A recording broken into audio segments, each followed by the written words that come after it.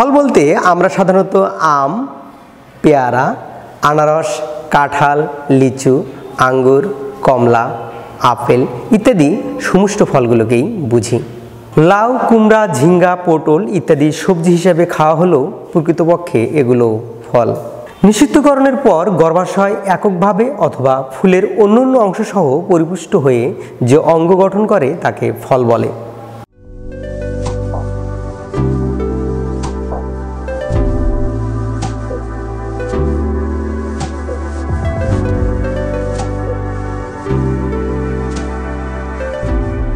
শুধু গর্ভাশয় ফলে পরিণত হলে তাকে প্রকৃত ফল বলে, যেমন আম, কাঁঠাল।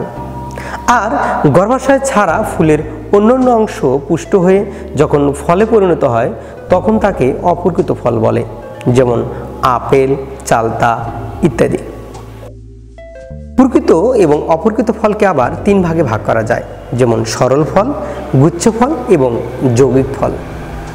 আজ আমরা এই সরল ফল, গুচ্ছ ফল এবং যৌগিক ফল সম্পর্কে জানব।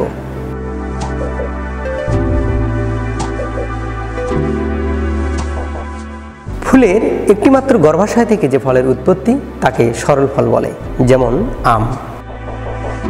সরল ফল দুই প্রকার, রসালো ফল, নিরস ফল। যে ফলের ফলত্বক পুরু এবং রসালো তাকে রসালো ফল বলে।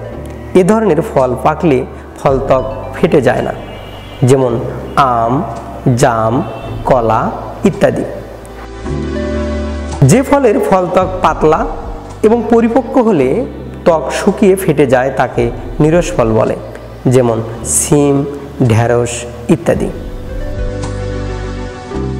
এবার আমরা জানব গুচ্ছ ফল। একটি ফলে যখন অনেকগুলো গর্ভাশয় থাকে এবং প্রতিটি গর্ভাশয় ফলে পরিণত হয়ে একটি বোটার উপর গুচ্ছাকারে থাকে তখন তাকে গুচ্ছ ফল বলে, যেমন চম্পা, নয়নতারা, আকন্দ, আতা, শরীফা ইত্যাদি। এবার আমরা জানব যৌগিক ফল। একটি মঞ্জুরির সম্পূর্ণ অংশ যখন একটি ফলে পরিণত হয় তখন তাকে বলে যৌগিক ফল, যেমন আনারস, কাঁঠাল ইত্যাদি। বিজ্ঞানের এমন মজার মজার এক্সপ্লেন করতে তোমরা কিন্তু আমাদের সাথে থেকো। ওয়াও,